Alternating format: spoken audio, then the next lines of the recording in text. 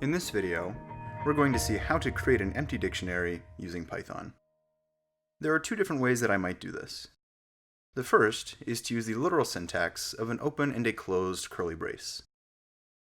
The second option I have is to use the dictionary constructor directly.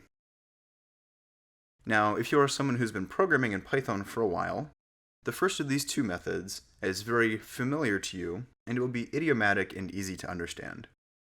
However, there's also going to be a timing difference between these two methods, with the first one being a little bit faster than the second one.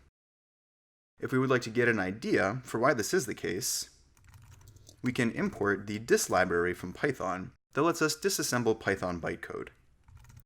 We can use the dis function found inside the dis library to compare the bytecode that's generated by our call to the literal syntax against our call to the constructor syntax. And what we'll see is that the reason the first method is a little bit shorter, or one of the reasons, is specifically that we don't have to load in the name for the dictionary object.